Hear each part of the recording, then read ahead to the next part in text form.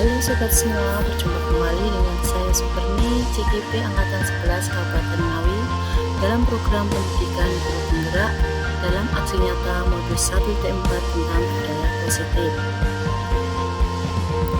Dalam menerapkan aksi nyata tentang budaya positif tersebut perlu adanya rancangan tindakan. Di antaranya harus mengetahui latar belakang.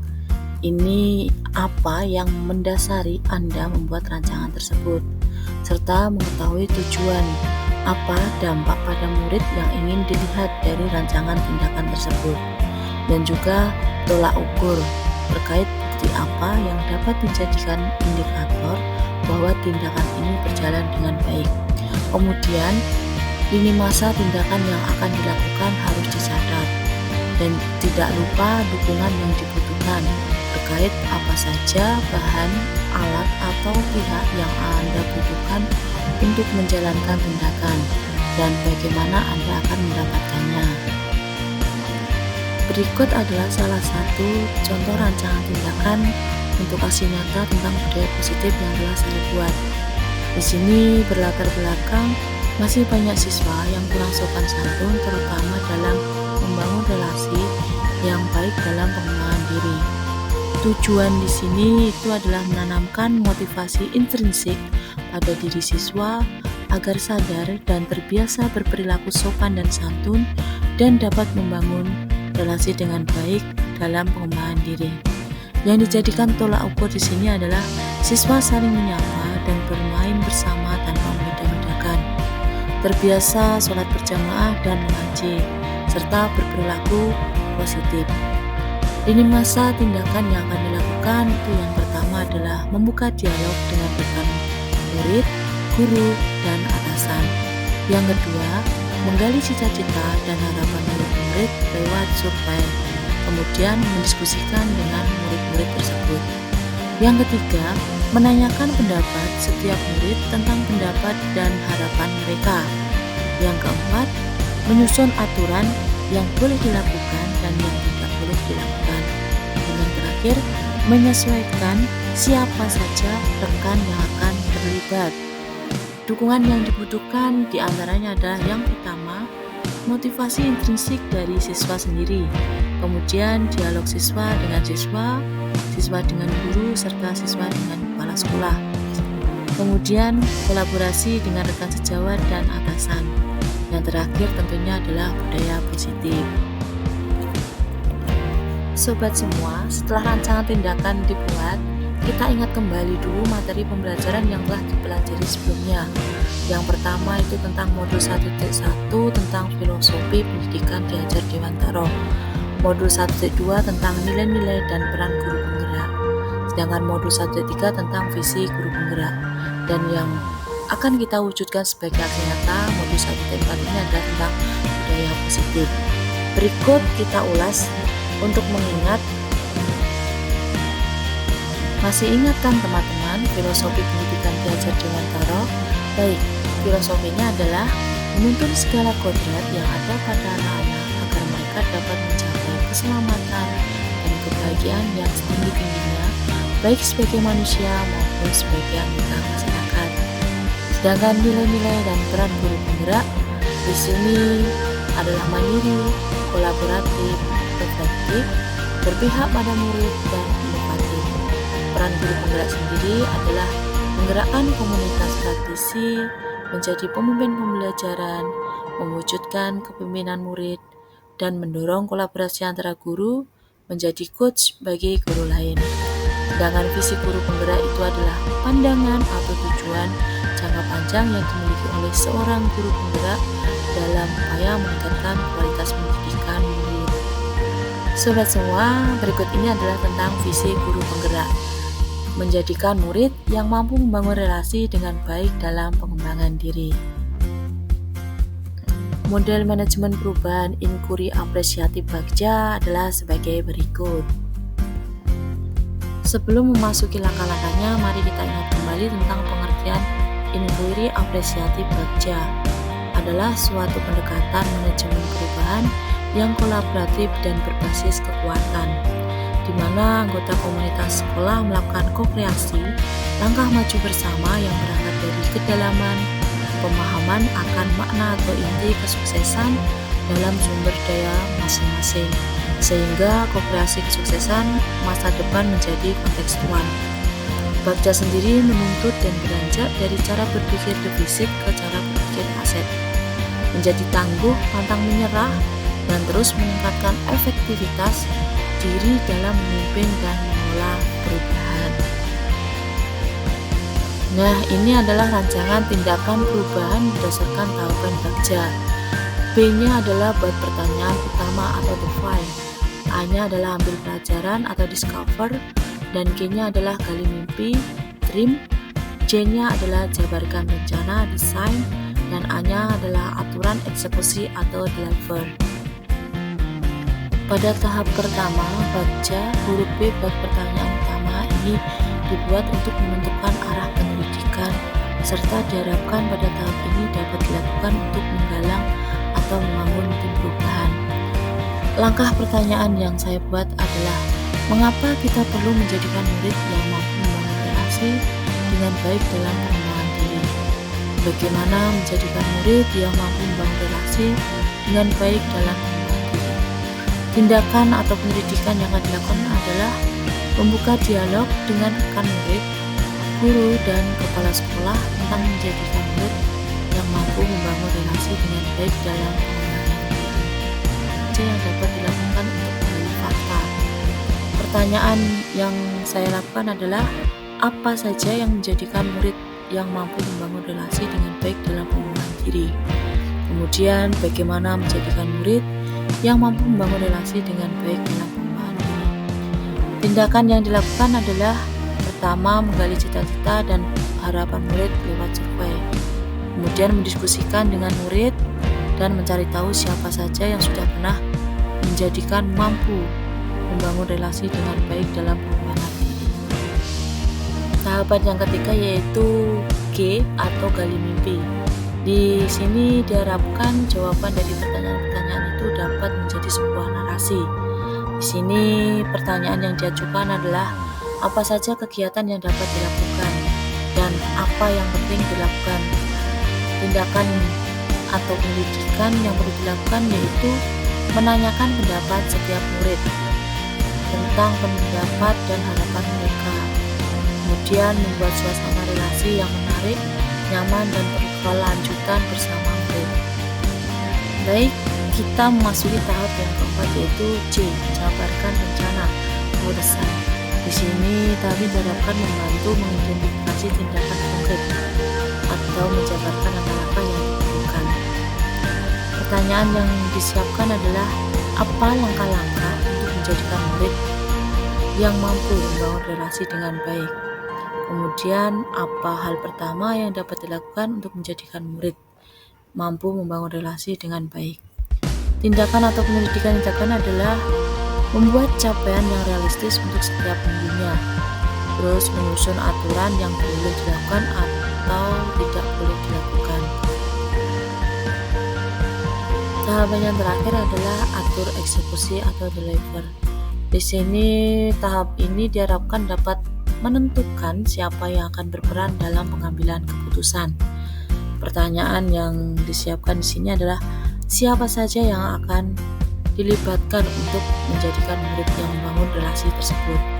Terus apa saja peran yang dibutuhkan dan siapa yang bertanggung jawab. Tindakan yang dilakukan adalah menyusun daftar siapa saja rekan untuk menjadikan murid tersebut mampu membangun relasi dengan baik dalam. Ya sobat semua, tadi kan sudah mengetahui rancangan dan tindakan untuk melakukan perubahan. Sekarang kita memasuki modul 1.4 tentang budaya positif. Di sini ada beberapa konsep yang harus dipelajari. Di antaranya yang pertama adalah tentang disiplin positif, teori kontrol, teori motivasi, hukuman dan penghargaan, posisi kontrol, kebutuhan dasar manusia, keyakinan kelas, dan segitiga restitusi. Disiplin positif sendiri adalah sesuatu yang dilakukan seseorang pada orang lain untuk mendapatkan kepatuhan Tuhan dan bisa bertanggung jawab terhadap apa yang dilakukannya. Berikut adalah contoh disiplin positif yang ada di sekolahan saya. Berikut adalah contoh kegiatan disiplin positif di sekolahan saya. Pada setiap hari Senin melakukan kegiatan upacara. Kemudian hari Selasa sampai dengan Kamis mengaji pada sebelum pembelajaran. Dan pada siang hari melakukan sholat berjamaah. Setiap hari Jumat melakukan senam pagi. Sekarang kita memasuki teori kontrol. Di sini membahas tentang kalau teori kontrol itu adalah realitas. Kebutuhan kita berbeda. Terus setiap orang memiliki gambaran berbeda. Kita berusaha memahami pandangan orang lain tentang dunia. Semua perilaku memiliki tujuan. Hanya Anda yang bisa mengontrol diri Anda. Anda tidak bisa mengontrol orang lain. Kolaborasi dan konsensus menentukan pilihan-pilihan baru. Model berpikirnya adalah menang-menang. Itu adalah teori kontrol. Selanjutnya tentang motivasi positif. Dian Goosen dalam bukunya Restructuring School Discipline menyatakan ada 3 motivasi perilaku manusia. Yang pertama adalah untuk menghindari ketidaknyamanan atau hukuman.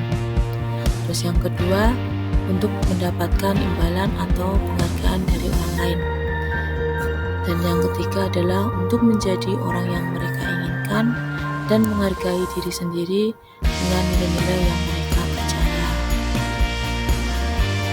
Konsep inti budaya positif selanjutnya adalah hukuman dan penghargaan.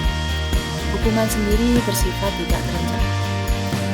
Sobat semua, konsep inti budaya positif selanjutnya adalah restitusi 5 posisi kontrol. Yang pertama adalah sebagai penghukum, yaitu senantiasa mengatakan bahwa sekolah memerlukan sistem atau alat yang dapat lebih menekan murid lebih dalam lagi. Biasanya ditandai dengan nada suara lebih tinggi, dengan bahasa tubuh, mata menutup, dan jari menunjuk-nunjuk atau menghardik. Kemudian yang kedua, pembuat merasa bersalah. Di sini akan menggunakan keheningan yang membuat orang lain merasa tidak nyaman, bersalah atau rendah diri. Dan yang ketiga, sebagai teman. Guru pada posisi ini tidak akan menyakiti murid, namun akan tetap berupaya mengontrol murid melalui persuasi dengan nada suara ramah, akrab dan bercanda, dengan bahasa tubuh merapat pada murid, mata dan senyum jenaka. Dan yang keempat adalah sebagai pemantau atau mengawasi. Biasanya ditandai dengan nada suara datar, bahasa tubuh yang formal.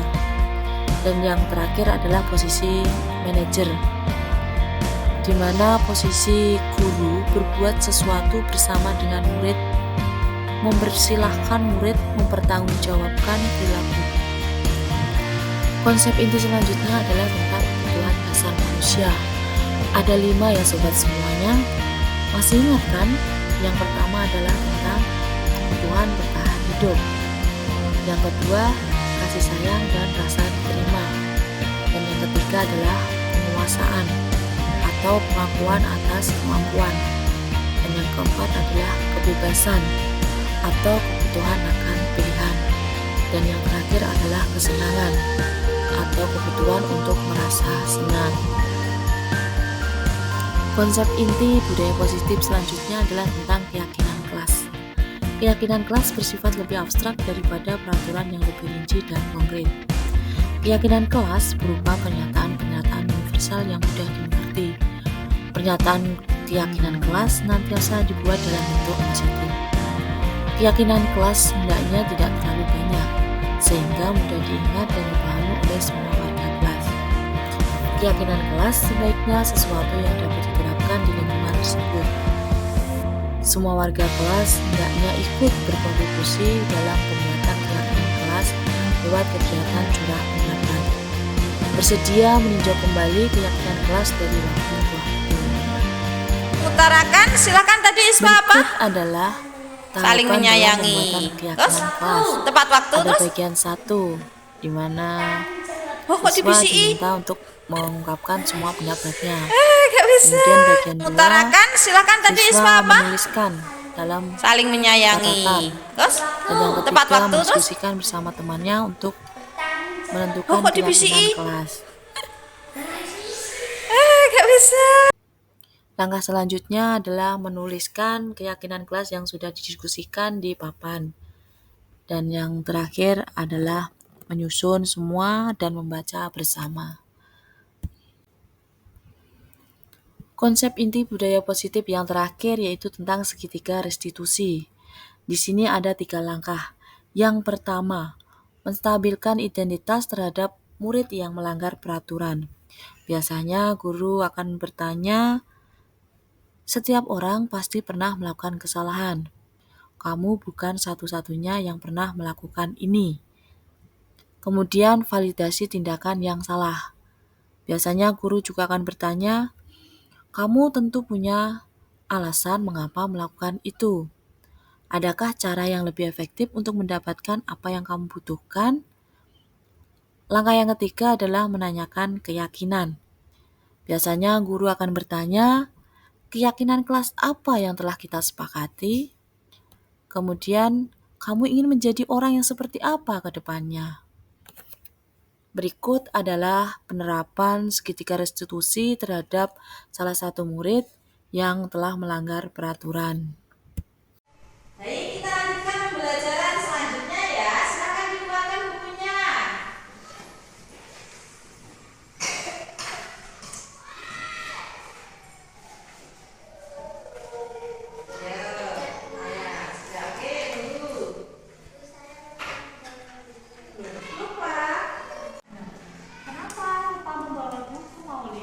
Aku lupa membawa buku gara-gara saya tidurnya kemalaman juga. Malamnya saya lupa menyiapin. Maulin sering banget loh bukunya ketinggalan. Sebaiknya harus bagaimana Maulin mengatasi itu? Akhirnya saya menyiapkan buku lebih awal sebelum tidur dan saya tidurnya lebih awal, tidak kemalaman lagi, Bu. Di rumah Maulin ada siapa saja? Rumah saya ada kakak, ibu, dan ayah, Bu. Ada ibu dan ayah juga kakak. Maulin bisa minta tolong untuk menyiapkan atau membangunkan biar tidak kesiangan ya. Iya, Bu, saya. Sobat semua sudah menyaksikan dari tindakan, pengertian, dan juga penanganan masalah terhadap siswa yang melanggar peraturan. Ini adalah beberapa kesimpulan tentang mewujudkan budaya positif. Langkah pertama adalah membuat rancangan tindakan aksi nyata. Yang kedua, memahami konsep inti tentang budaya positif. Yang ketiga, peran guru dalam membangun budaya positif tersebut. Dan yang keempat, selalu melakukan kolaborasi dan komunikasi. Yang kelima, menerapkan segitiga restitusi. Dan yang keenam adalah memiliki visi dan menentukan prakarsa perubahan. Demikian adalah aksi nyata modus 1D4 tentang budaya positif. Semoga bermanfaat dan menjadi inspirasi buat sobat semuanya. Terima kasih sudah menonton. Jangan lupa like and comment dan subscribe Subatni Channel. Aktifkan tanda loncengnya untuk konten-konten berikutnya.